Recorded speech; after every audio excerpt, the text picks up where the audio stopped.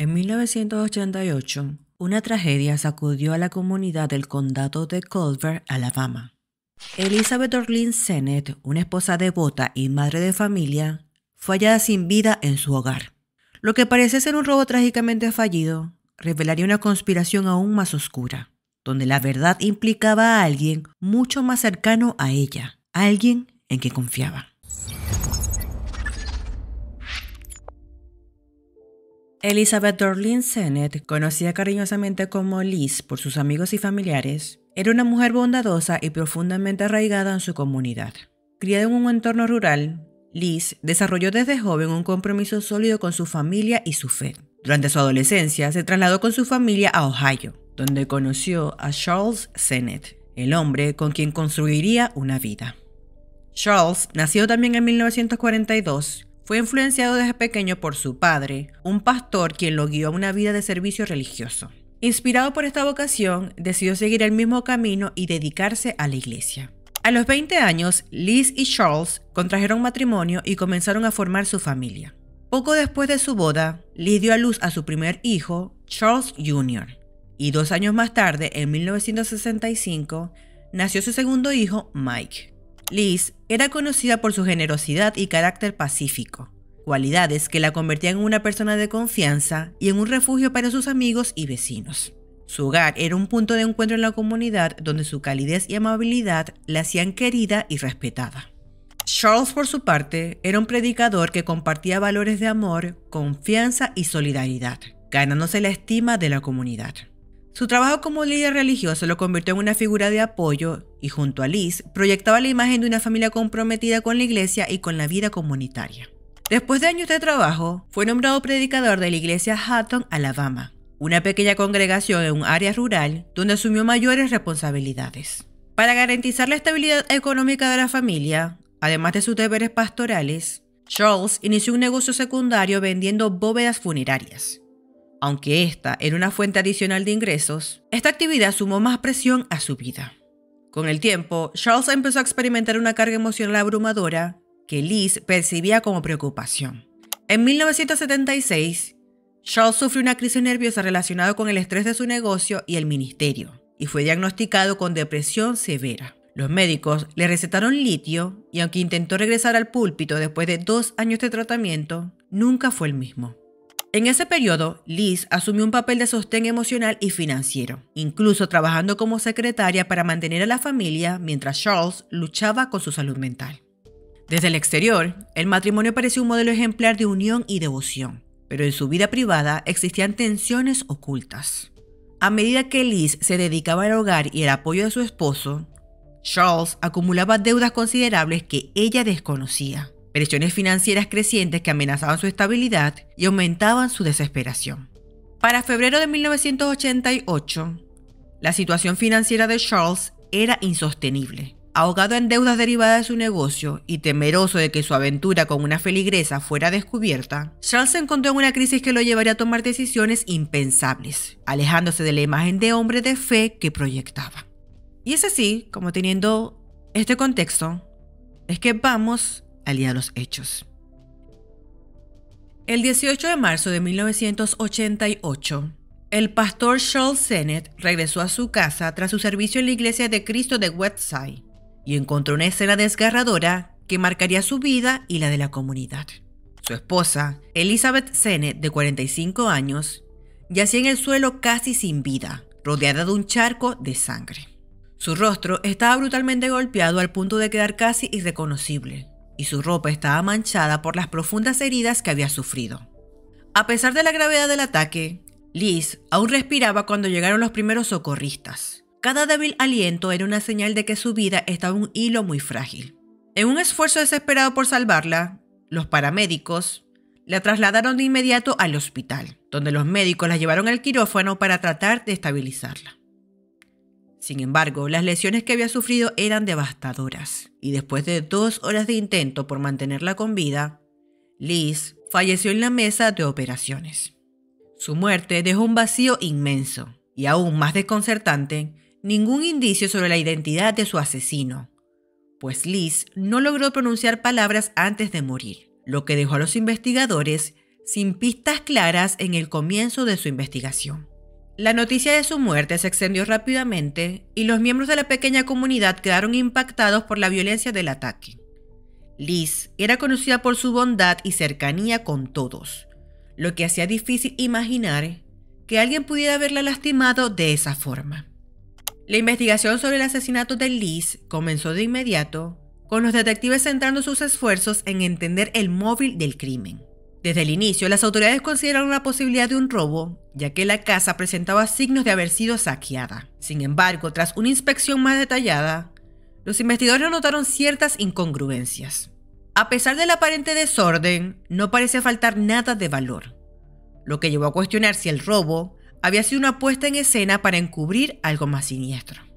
Con la falta de testigos y pruebas directas, el equipo investigador recurrió a métodos forenses y entrevistas con quienes conocían a Liz. Los detectives empezaron a reconstruir los eventos previos al crimen y hablaron con amigos, familiares y conocidos para descubrir si Liz había tenido algún conflicto o problema reciente. Mientras tanto, la autopsia reveló la brutalidad del ataque. Liz había sufrido múltiples golpes y heridas, lo que indicaba una gran violencia personal en el acto, algo que era menos común en crímenes de oportunidad como los robos. Los investigadores entonces comenzaron a pensar que el asesino podría haber tenido algún vínculo personal con la víctima. Sin embargo, Charles, el esposo de Liz, se mostró destrozado y cooperó en todo momento con la investigación. Además, tenía una coartada sólida, ya que había pasado la mañana en la iglesia. Al no encontrar respuestas inmediatas, el caso se estancó y la comunidad comenzó a sentir frustración e inquietud. Con el paso de las semanas, se presionó a los detectives para que resolvieran el caso, y fue entonces cuando surgió una pista inesperada que cambiaría el rumbo de la investigación. El departamento del sheriff del condado de Colbert recibió una pista crucial cuando un miembro de la congregación de Charles se comunicó con las autoridades, informando que había encontrado una tarjeta del día de San Valentín dirigida a Charles, pero no era de Liz, era de otra mujer. Los investigadores actuaron rápidamente y llevaron a la mujer para interrogarla, quien confirmó la relación, lo que dejó claro que Charles estaba engañando a Liz. Por su parte, las autoridades interrogaron a Charles en 3 ocasiones. En las 2 primeras, él negó cualquier participación en la muerte de su esposa. Sin embargo, su historia comenzó a presentar inconsistencias. Los investigadores le informaron que conocían sobre su aventura y que en las semanas previas a la muerte de Liz había pedido prestado $3,000 a su amante. Aceptando que efectivamente había tenido una relación extramarital y que había solicitado ese dinero, Charles se mostró evasivo sobre en qué lo había gastado, además de seguir negando cualquier implicación en el asesinato de Liz. A pesar de sus declaraciones, los detectives no creyeron en su inocencia y le informaron que se había convertido en un sospechoso. Planificaron que se sometiera a una prueba de polígrafo la semana siguiente, pero Charles insistió en que era inocente y que no había matado a su esposa. Fue el 25 de marzo de 1988 cuando Charles habló con las autoridades por tercera y última vez. La noticia de que ahora era considerado sospechoso no le sentó bien, y tras recibirla, se subió a su camioneta y se dirigió a la casa de un familiar. Allí se reunió con sus hijos, Charles y Mike, y sus respectivas familias. En un momento desgarrador, les confesó que había engañado a su madre con esa mujer de la iglesia y que se sentía culpable por la muerte de Liz. Después de hacer esta reveladora declaración, Charles salió de la casa, se sentó en el asiento delantero de su camioneta, tomó un arma calibre 22 y se disparó en la cabeza. Sus hijos escucharon el estruendo del disparo y al asomarse, presenciaron cómo su padre cerraba los ojos para siempre, solo una semana después de haber perdido a su madre. Más tarde, las autoridades encontraron una nota en su bolsillo, cuyo contenido no fue divulgado en su totalidad. Sin embargo, las autoridades informaron a los periodistas que la nota indicaba que Charles nunca había dañado a su esposa y que se había involucrado con personas peligrosas, lo que llevó a no querer causar más vergüenza a la familia. Aunque este hecho parecía implicar su participación en el asesinato de Liz, seguía habiendo dudas sobre quién había sido realmente el responsable, por lo que se ofreció una recompensa de $10,000, aproximadamente $26,000 en la actualidad, por cualquier información relacionada con el asesinato de Liz. Fue así como el 29 de marzo de 1988, una mujer anónima llamó al departamento del sheriff del condado para preguntar sobre la recompensa. Este informante proporcionó información crucial, revelando que la responsabilidad de la muerte de Liz recaía en 3 personas, ninguna de las cuales era Charles, aunque se revelaría que sus manos también estaban manchadas. Y fue así como finalmente se supo la serie de eventos que llevaron al desgarrador asesinato de Liz. Un mes antes del asesinato, en febrero de 1988, Charles Sennett se encontraba en una situación desesperada, ahogado en deudas y atrapado en una infidelidad. Para resolver ambos problemas ideó un plan macabro: contratar un seguro de vida a nombre de su esposa. Como pastor de la Iglesia de Cristo, consideraba el matrimonio sagrado, por lo que no podía divorciarse de Liz, por lo que la única alternativa era su muerte. Con este oscuro objetivo en mente, Charles se puso en contacto con Billy Gray Williams, un joven de 21 años al que le ofreció $3,000 para que le ayudara a contratar a alguien que matara a su esposa. Billy, a su vez, llamó a su amigo Kenneth Eugene Smith, conocido como Kenny Smith, de 22 años. 2 semanas antes del asesinato, Kenny conoció a Charles a través de Billy. Charles le aseguró que Liz estaría sola en casa sin visitantes, ya que vivían en un área rural. El asesinato estaba inicialmente programado para el 16 de marzo, pero cuando Liz decidió acompañar a Charles a una cita médica, la fecha se reprogramó para el 18 de marzo. El día anterior al crimen, Charles se reunió de nuevo con Kenny y Billy, entregándole $200 para gastos iniciales y explicándoles que debía parecer un robo. Kenny y John Forrest Parker, un amigo de 19 años que se uniría al plan, recibirían $1,000 cada uno.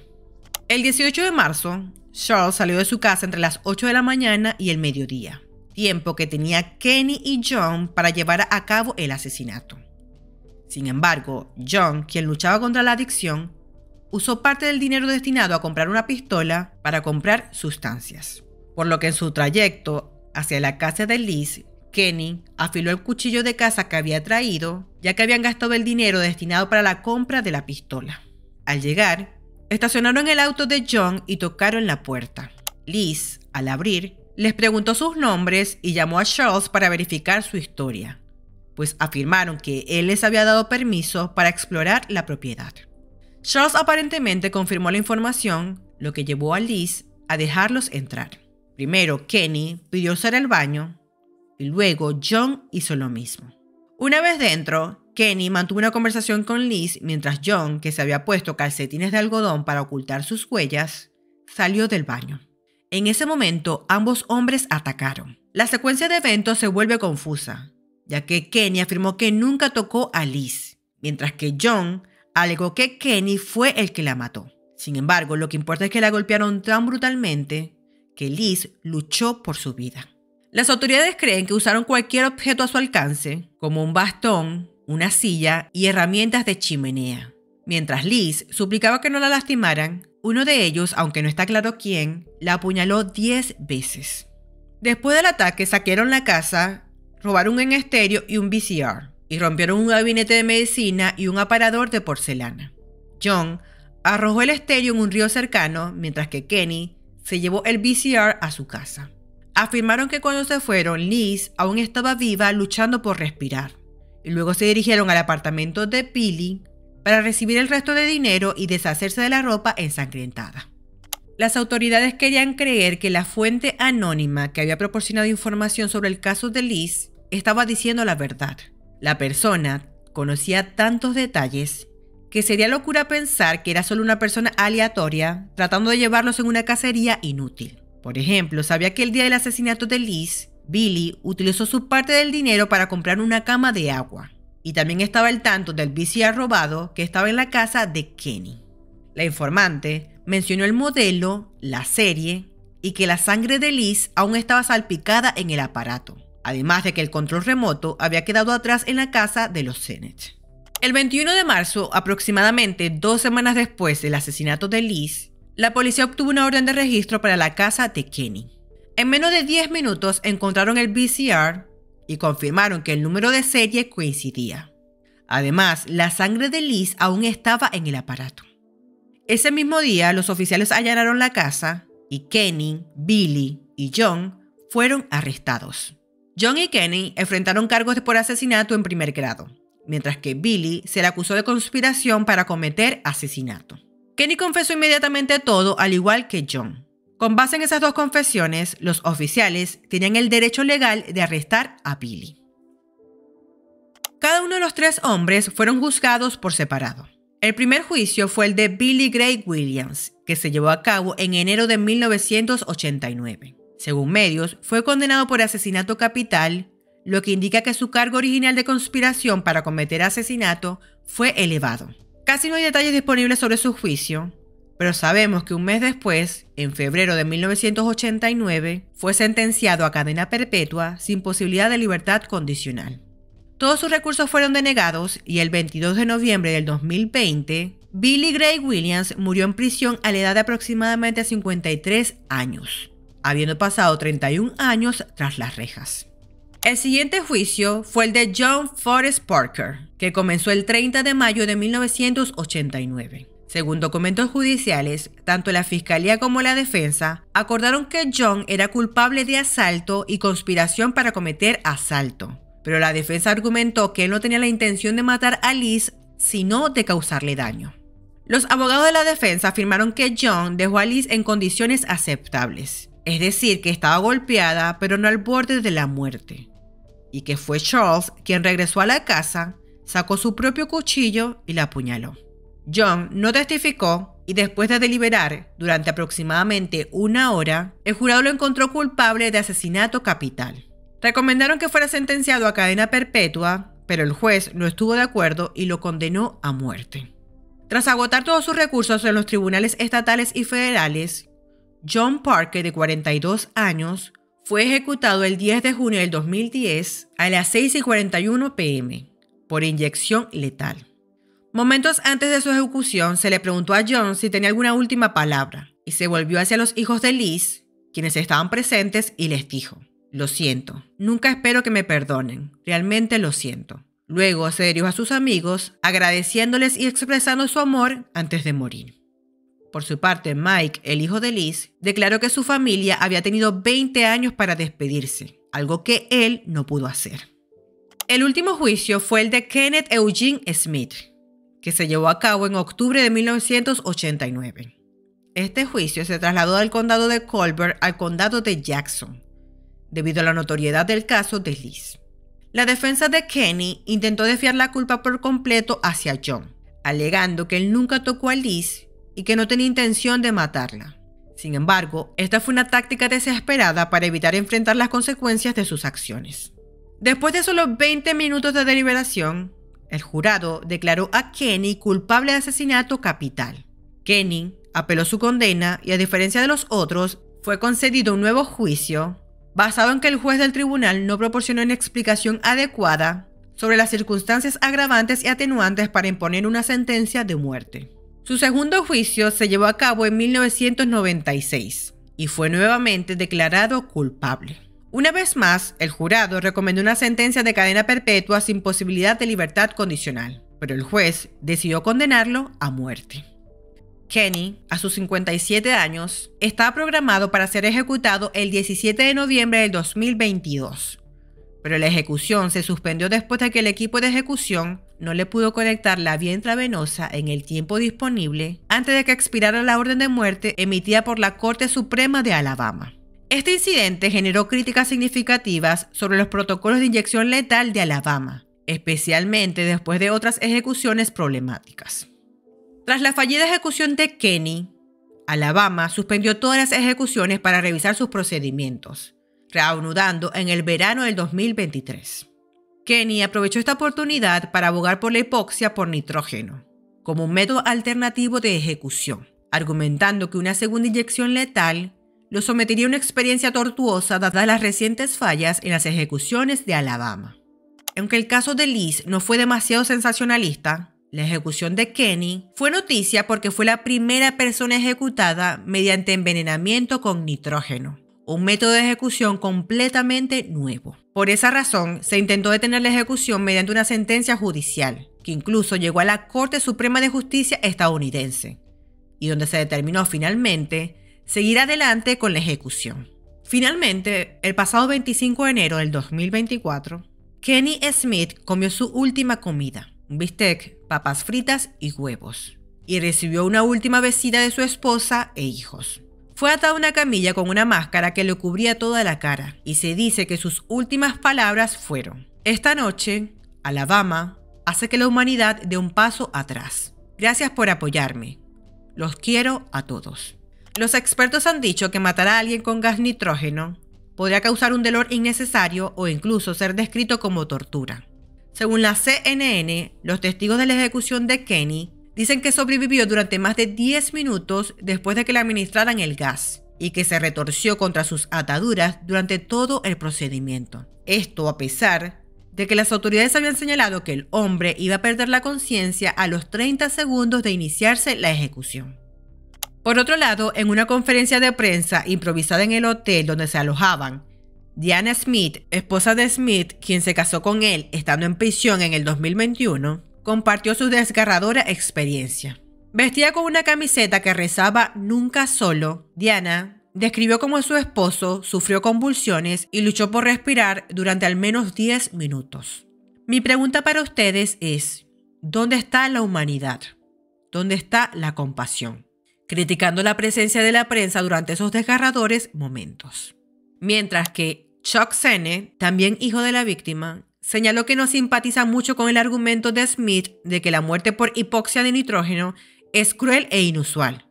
Y dijo: "Él no le preguntó a mi mamá cómo quería que la mataran".